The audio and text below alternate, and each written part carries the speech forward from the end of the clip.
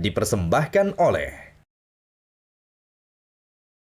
Pemirsa, pasca pandemi, berbagai daerah di Indonesia tak terkecuali di Jawa Tengah dan juga daerah istimewa Yogyakarta berlomba-lomba untuk bangkit serta kembali menunjukkan taringnya, tak terkecuali kota Surakarta.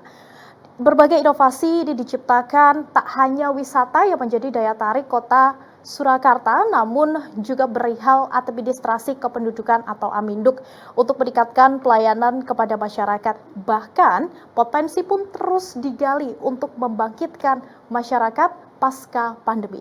Selama 30 menit, saya Raida Pulpi akan menemani Anda dalam Metro News Dialog bersama narasumber hari ini.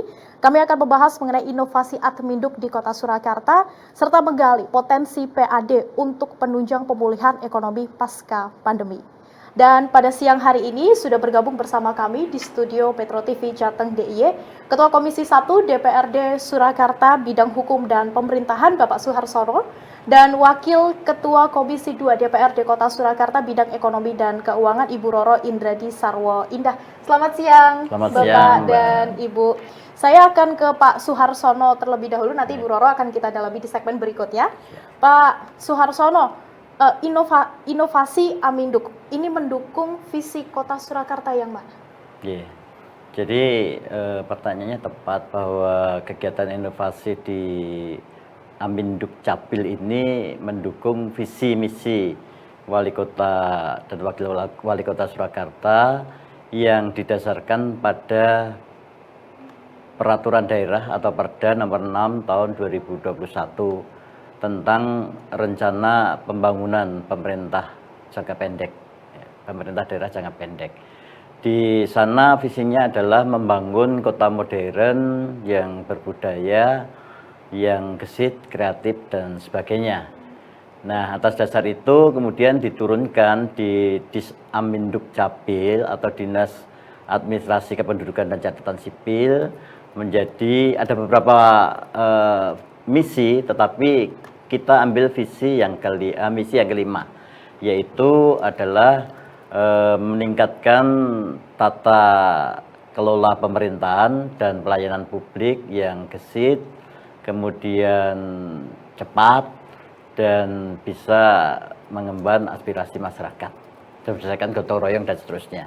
Tapi stressing point-nya adalah bagaimana pemerintah, dalam ini Dinas Administrasi dan Kependudukan, itu memberikan pelayanan yang prima, cepat terhadap kebutuhan masyarakat di bidang Adminduk Capil. Oke, Pak Suharsono, komisi pertama atau komisi satu ini bidang hukum dan pemerintahan. Sebenarnya tupoksinya apa saja? Jadi tupoksi kita itu membidangkan masalah-masalah pemerintahan dan hukum. Kemudian dari situ ada mitra kerja OPD yang bermitra dengan kami, diantaranya adalah bagian hukum, bagian pemerintahan, bagian Kominfo, dan salah satunya adalah bagian Dinas Administrasi Kependudukan dan Catatan Sipil yang nanti akan kita bahas inovasinya seperti apa. Itu adalah tupoksi dan mitra kami. Oke, itu berarti ada banyak sekali mitra kerja dan yang bekerja sama bersama Komisi 1 begitu ya. Betul. Tadi sudah disebutkan salah satunya adalah Disaminduk Capil. Inovasi apa, Pak? Kalau kita bicara soal inovasi dan pasca pandemi sepertinya itu dua hal yang tidak dapat dipisahkan begitu ya. Kemudian apa inovasi yang dilakukan oleh Disaminduk Capil untuk meningkatkan pelayanan kepada masyarakat, terutama masyarakat Surakarta? Jadi sebelum saya bicara masalah inovasi, sedikit saya ke belakang tentang fungsi dan tugas pokok institusi DPRD, yaitu dalam fungsi penganggaran dan dalam fungsi pengawasan.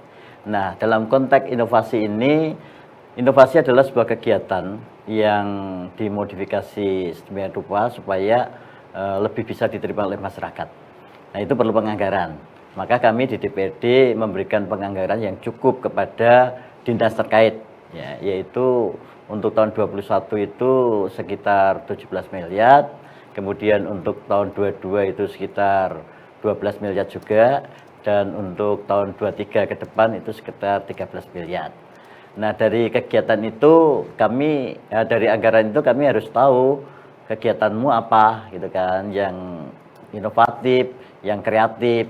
Nah, kemudianlah disampaikan kepada kami program-program kegiatan yang harus kami awasi dalam rangka atau dalam konteks fungsi pengawasan kami. Nah, program inovasi yang ditanyakan tadi diantaranya kalau di Disaminduk Capil adalah satu sapu kuat. Ya, sapu kuat adalah satu paket untuk urusan dan kebutuhan masyarakat terlayani. Itu diantaranya apa? Ketika ada orang melahirkan, itu dengan program sapu kuat itu akan mendapatkan akte kelahiran, kemudian KTP dan KIA, ya, kemudian KK yang berubah, sekaligus terkoneksi dengan yang namanya layanan kesehatan, dalam ini adalah BPJS. Ya. Jadi dia dapat KK yang baru, dapat KIA, akte kelahiran, kemudian dapat KIS untuk fasilitas kesehatan. Ini misalnya inovasi di bidang sapu kuat. Kemudian ada inovasi lagi yang namanya bening kekasihku. Ya, bening kekasihku ini adalah berkah nikah. Jadi orang kalau nikah itu kan bersyukur karena berkah ya. Tapi dalam konteks pelayanan publik di Amin Dukcapil ini adalah berkahnya adalah dia kakaknya baru, ya, karena misah dari orang tuanya. Kemudian dia KTP-nya baru. Kalau dulu tidak kawin, sekarang menjadi kawin, gitu kan. Kemudian di samping itu dia akan mendapatkan langsung surat, kalau Muslim langsung surat nikah. Tapi kalau non Muslim akan mendapatkan akte perkawinan dalam satu paket itu. Nah, ini yang disebut dengan bening kekasihku. Ada inovasi lagi adalah yang namanya tantur, ya, tanpa turun, ya.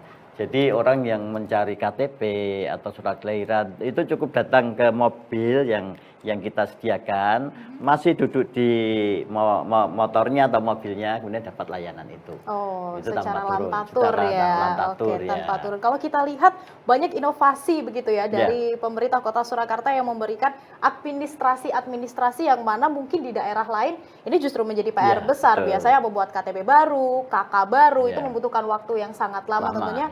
Ini inovasi yang sangat diperlukan oleh masyarakat, terutama masyarakat Kota Surakarta. Dan ditahan dulu Bapak, dan bukan hanya inovasi seputar administrasi saja, namun juga bagaimana pemerintah Surakarta menggali PAD, potensi-potensi pendapatan asli daerah untuk bangkit pasca pandemi. Usai jeda, tetap bersama kami.